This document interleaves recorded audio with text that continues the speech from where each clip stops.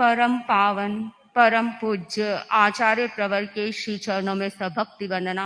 आदरास्पद मुख्य मुनि प्रवर, साधु साध्वीवृंद, समणीवृंद, उपस्थित भाइयों एवं बहनों, महाभारत ग्रंथ में एक मार्मिक बात कही गई है, जानामि धर्मम न च मे प्रवृत्तिः, जानाम्य धर्मम न च मे निवृत्तिः।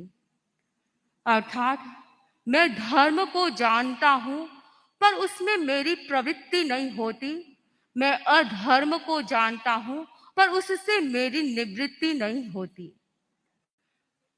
मैं अहिंसा धर्म है इस बात को जानता हूं पर उसकी और मेरी प्रवृत्ति नहीं होती, यानी मैं धर्म कर नहीं पाता हूं। जानता हूं यह करना अच्छा है पर उसकी ओर मेरा पैर आगे नहीं बढ़ता, मैं उसकी ओर आगे नहीं बढ़ पाता हूं। और यह भी जानता हूं कि हिंसा करना अच्छा नहीं है, बुरा है, परंतु उसकी ओर प्रवृत्ति नहीं होती, उससे निवृत्ति नहीं होती है। यानी ये कार्य बुरा है, चोरी करना, झूठ बोलना, हिंसा करना बुरा कार्य है, परंतु उससे व्यक्ति निवृत्त नहीं हो पाता है। इसका क्या कारण है? कुछ गलतियां, छोटी छोटी गलतियां हो सकता है अनजान में हो जाए, परंतु बड़ी बड़ी गलतियां व्यक्ति जानबूझकर करता है। ऐसा क्यों होता है? जानबूझकर व्यक्ति गलती क्यों करता है? इसका क्या कारण है? आदमी ये जानता है कि ये अकरणीय है, ये अनाचरणीय है, ये पाप है, ये त्याज्य, ये छोड़ने योग्य है, फिर भी उस कार्य को करता रहता है। इसका कारण क्या है? ऐसी कौन सी प्रेरणा होती है, ऐसा कौन सा तत्व होता है जिसके कारण व्यक्ति गलती जानबूझकर कर लेता है? तो कहा गया कर्म शास्त्र की भाषा में कि मोह कर्म है, ऐसा सेनापति है जिसके कारण व्यक्ति न चाहते हुए भी गलत कार्य कर देता है, अच्छे कार्यों में उसकी प्रवृत्ति नहीं होती है। इसका कारण कहा गया, एक कारण है मोहनीय कर्म। मोहनीय कर्म का जब आवरण होता है, मोहनीय कर्म एक ऐसा है जिसके कारण व्यक्ति की आत्मा में विकृति पैदा होती है। तो ये एक सेनापति है, और सेनापति की सेना भी इतनी बड़ी है, बहुत बड़ा परिवार है मोहनीय कर्म का, और वो ही व्यक्ति को गलत कार्य करवाता है। मोहनीय कर्म के परिवारों में सबसे बड़ा परिवार है कषाय का, क्रोध, मान, माया, लोभ। हम 18 पापों की चर्चा कर रहे हैं, तो छठा पाप कौन सा है? क्रोध पाप। क्रोध पाप एक ऐसा पाप है जो व्यक्ति के जीवन में चिंगारी पैदा करता है, जो व्यक्ति के जीवन में जलन पैदा करता है, और उससे वह व्यक्ति स्वयं तो संतप्त होता ही है, वह स्वयं तो जलता ही है, और आसपास के वातावरण को भी संतप्त बना देता है। यानी आसपास के व्यक्ति भी उससे पीड़ित हो सकते हैं, आसपास के व्यक्ति भी उससे जल सकते हैं। तो प्रश्न होता है कि इस प्रकार के क्रोध से हमें बचना चाहिए या नहीं? हमें ऐसे क्रोध से बचना चाहिए जो हमारे जीवन को समाप्त करने वाला होता है, जो हमारे जीवन को पीड़ादायी, जीवन में पीड़ा प्रदान करने वाला होता है। ऐसे क्रोध पाप से हमें बचना है। क्रोध के संबंध में हम अपने आप से कुछ प्रश्न करें कि क्या मुझे क्रोध आता है? आता है तो थोड़ा आता है या बहुत ज्यादा आता है? किस कारण से आता है? क्या कोई कारण से क्रोध आता है या बिना कारण ही क्रोध आता है? कौन से ऐसे कारण हैं जिनसे क्रोध आता है, और उन कारणों को कैसे उपशांत किया जाए ताकि क्रोध का शमन किया जा सके? यानी उन कारणों पर ध्यान दें और अपने क्रोध को उपशांत करें। क्रोध को उपशांत कैसे किया जाए, इसके क्या उपाय हो सकते हैं जिससे हम क्रोध पाप से बच सकते हैं? इन सब प्रश्नों के संदर्भ में हम क्रोध को जाने। थाणम सूत्र में क्रोध की 4 अवस्थाएं बताई गई हैं। सबसे पहली अवस्था है आभोग निवर्तित क्रोध। आभोग निवर्तित क्रोध का मतलब है जो व्यक्ति जानबूझकर करता है। एक व्यक्ति दूसरे व्यक्ति की गलती को देख लेता है। एक व्यक्ति ने दूसरे व्यक्ति के अपराध को भली भांति जान लिया और वह उसे दंड से बचाने के लिए सोचता है, परंतु फिर उसे ख्याल आता है कि यह ऐसे नहीं मानने वाला है, यह प्रेम से नहीं मानने वाला है, ये नम्रता से नहीं मानने वाला है। इस पर अनुशासन करना होगा, थोड़ा क्रोध करना होगा, और इस कारण व्यक्ति क्रोध कर देता है। दूसरे व्यक्ति को समझाने की दृष्टि से, अनुशासन करने की दृष्टि से, उसे सुधारने की दृष्टि से क्रोध किया जाता है। यह आभोग निवर्तित क्रोध होता है। जैसे माता पिता अपने बच्चों पर क्रोध करते हैं, उन पर अनुशासन करने के लिए, उन्हें सुधारने के लिए। जब लगता है कि बच्चे ऐसे नहीं मानने वाले हैं प्रेम से, तो माँ बाप कभी कभी बच्चे पर क्रोध करते हैं। उस पर थोड़ा क्रोध करने के कारण बच्चा फिर समझ जाता है, तो कभी अनुशासन की दृष्टि से भी क्रोध किया जाता है।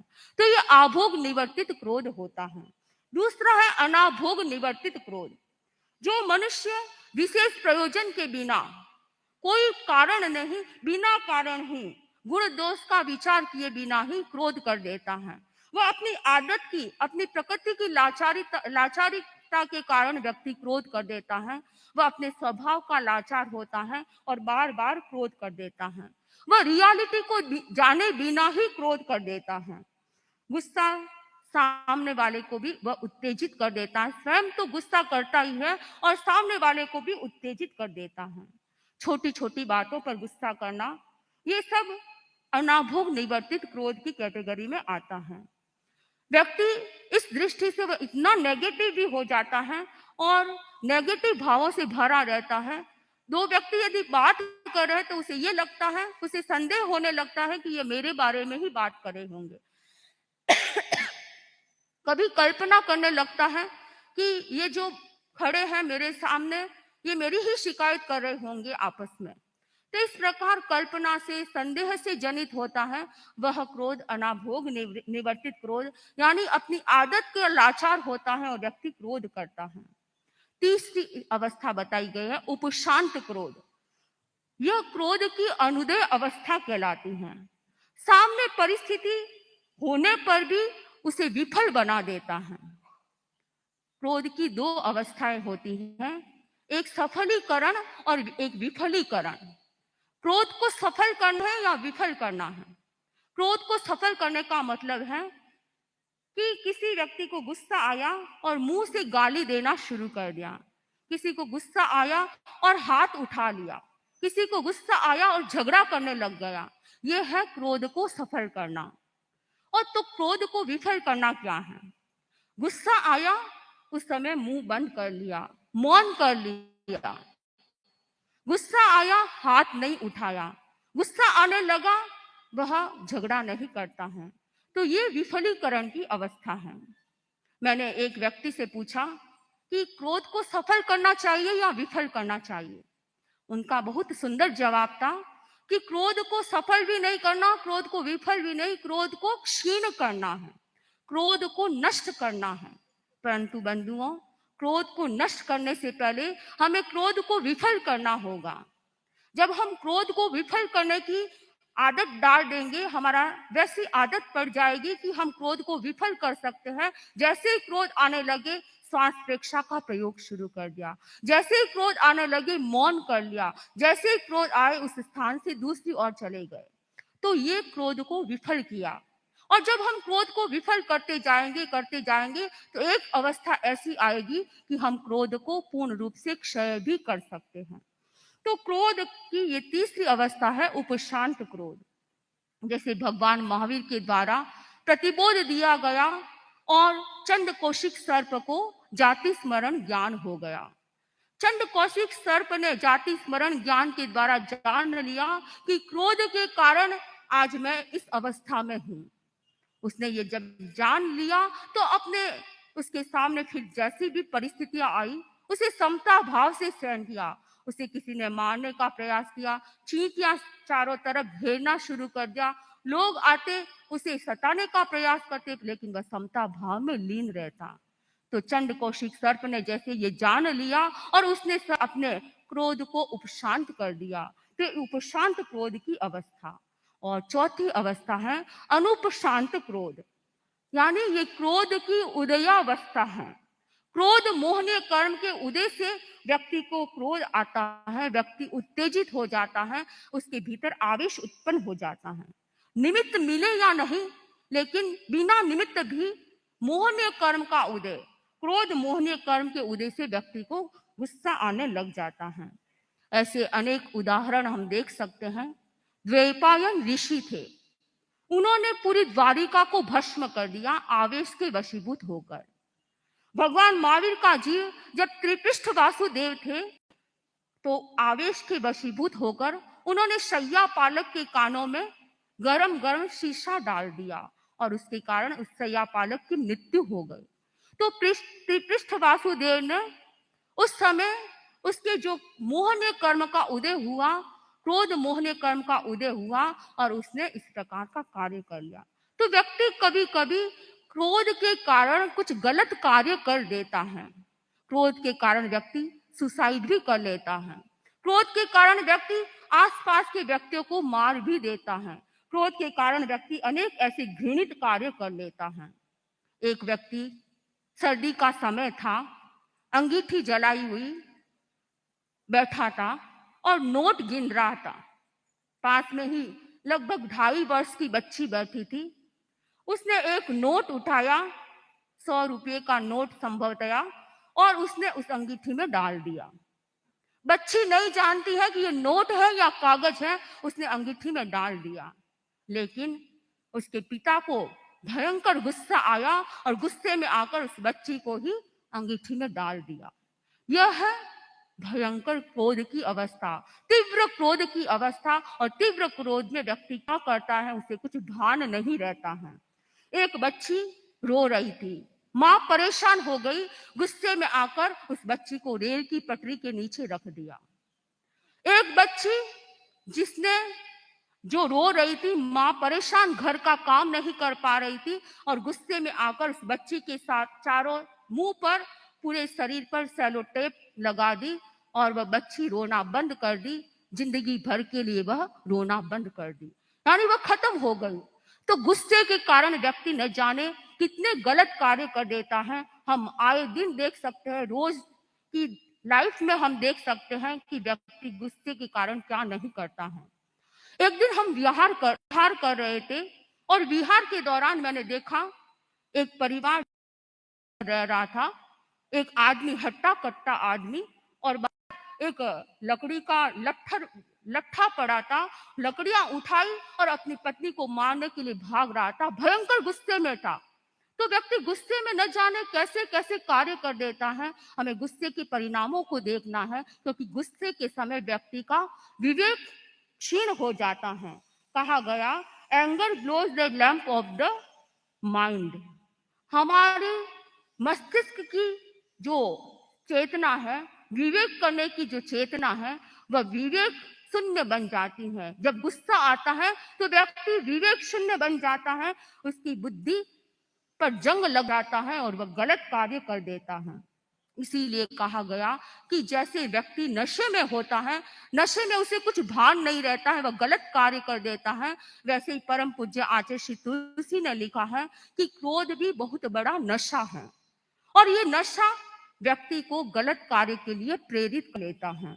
गीत में लिखा गया, छोड़ो क्यों कोनी क्रोध रो नशो, छोड़ो क्यों कोनी क्रोध रो नशो, थारी आँखा में लोही रो फाड़, छोड़ो क्यों कोनी क्रोध रो नशो, थारी अकबक मेरी पड़गी, बाण दूजान काले नाग जूं डसो, छोड़ो क्यों कोनी क्रोध रो नशो, क्रोध बड़ो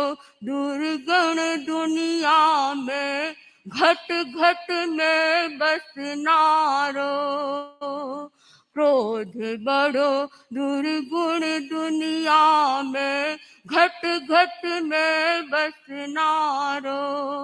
जिन घट में नहीं क्रोध निवासी, जिन घट में नहीं क्रोध निवासी, वो नर जगत सी तारो छोड़ो क्यों कोनी क्रोध रो नशो। तो परम पूज्य गुरुदेव श्री तुलसी ने गीत में भी बहुत सुंदर लिखा है कि ये क्रोध का ऐसा नशा है जिसे हमें छोड़ने की प्रेरणा दी है कि क्रोध का नशा व्यक्ति की आंखें भी लाल हो जाती हैं और क्रोध के नशे में व्यक्ति कुछ गलत कार्य कर देता है। जिस व्यक्ति के जीवन में क्रोध का नशा नहीं होता है वह व्यक्ति ध्रुव तारे की तरह चमकता है अपने जीवन में, वह सितारा बन जाता है। हमें सितारा बनना है, हमारे जीवन में क्रोध न हो, क्रोध को उपशांत करने की कला सीखनी है।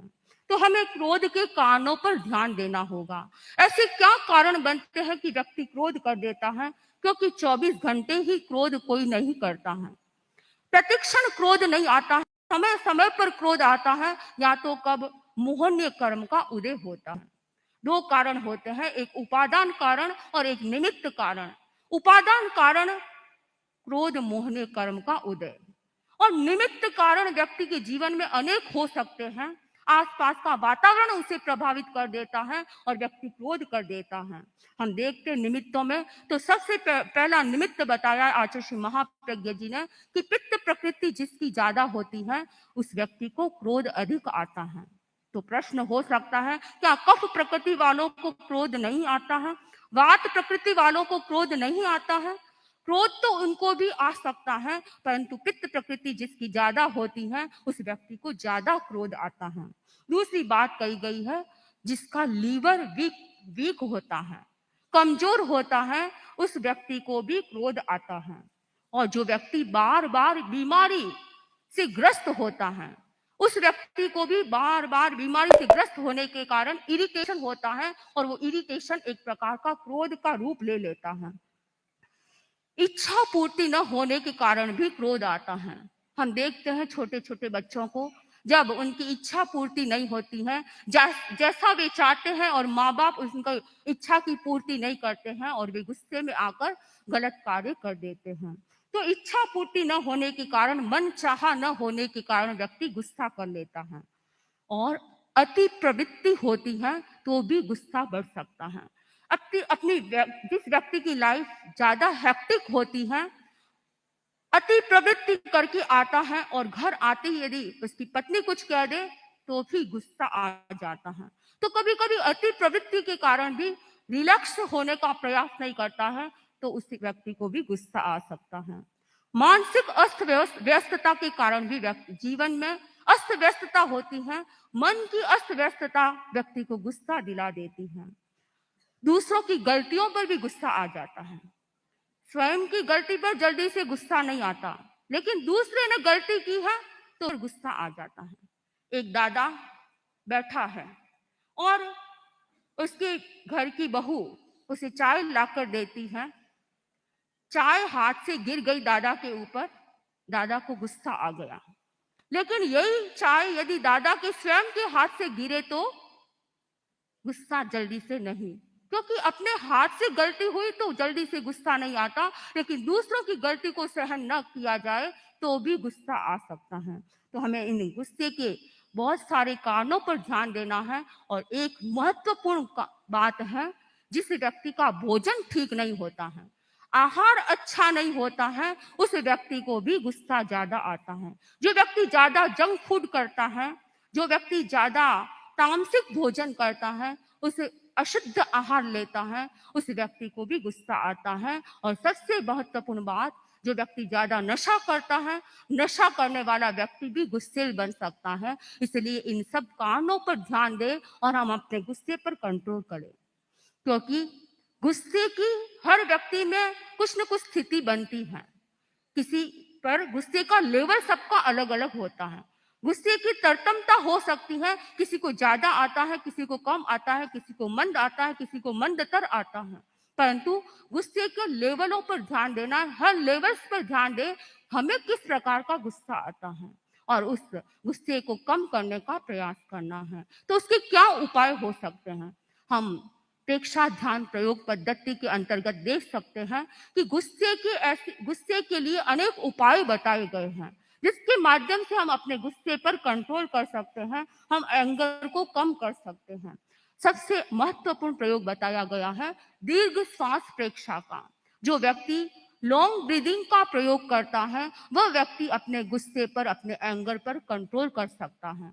जो व्यक्ति ज्योति केंद्र प्रेक्षा करता है, यानी ललाट के मध्य भाग ज्योति केंद्र पर अपने चित्त को केंद्रित करके वहां पर पूर्णिमा के चंद्रमा की भांति ब्राइट वाइट कलर को देखने का प्रयास करता है और यह कॉन्टम्पलेशन करता है, अनुप्रेक्षा करता है कि मेरा क्रोध शांत हो रहा है, मेरे आवेग और आवेश शांत हो रहे हैं। इस प्रकार जो व्यक्ति अनुप्रेक्षा करता है, वह अपने गुस्से पर नियंत्रण कर सकता है।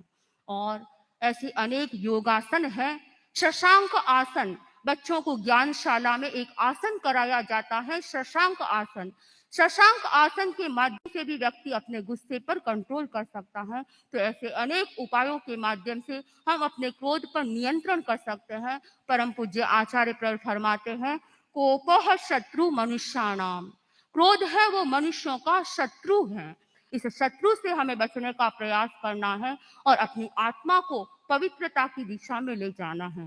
परम पूज्य आचार्य प्रवर के जीवन से हम प्रेरणा ले, इतने बड़े चतुर्विध धर्म संघ की सार संभाल करना और अपने क्रोध को उपशांत रखना, यह बहुत महत्वपूर्ण बात है। एक परिवार को चलाना होता है तो मुखिया को क्रोध आ जाता है, परंतु इतने बड़े परिवार को, चतुर्विध धर्म संघ को चलाना और अपने क्रोध को उपशांत रखना, अपने कषायों को प्रतनु बना रहे हैं। तो हम आचार्य प्रवर से प्रेरणा ले और अपने आभा मंडल को निर्मल बनाने का प्रयास करें, क्योंकि आचार्य प्रवर का आभा मंडल इतना निर्मल है, इतना निर्मल है कि न केवल तेरापंथी, न केवल जैन लोग ही आचार्य प्रवर के आभा मंडल से आकर्षित होते हैं, परंतु जैनेतर लोग भी आचार्य प्रवर के आभा मंडल से आकर्षित हो जाते हैं। इसी सभा में एक ऐसा व्यक्ति भी बैठा है जो नॉन जैन है और आर्मी में कर्नल पद पर कार्य कर चुका है। वह व्यक्ति भी आचार्य प्रवर के आभा मंडल से प्रभावित होकर आज आचार्य प्रवर के चरणों में उपस्थित हुआ है और वे आज के दिन आचार्य प्रवर से गुरु धारणा लेना चाहते हैं, अपने तेरापंथी बनना चाहता है नॉन जैन व्यक्ति, और वो तेरापंथी बनने के लिए तैयार हो रहे हैं। सिर्फ आचार्य प्रवर के आभा मंडल से प्रभावित हुए और आज 2.5 वर्ष लगभग हो गया है, वे प्रतिदिन परम पूज्य आचार्य प्रवर का प्रवचन सुनने का प्रयास करते हैं। तो ऐसे आचार्य प्रवर के निर्मल आभा मंडल से हम भी प्रेरणा ले और अपने जीवन को निर्मल बनाने का प्रयास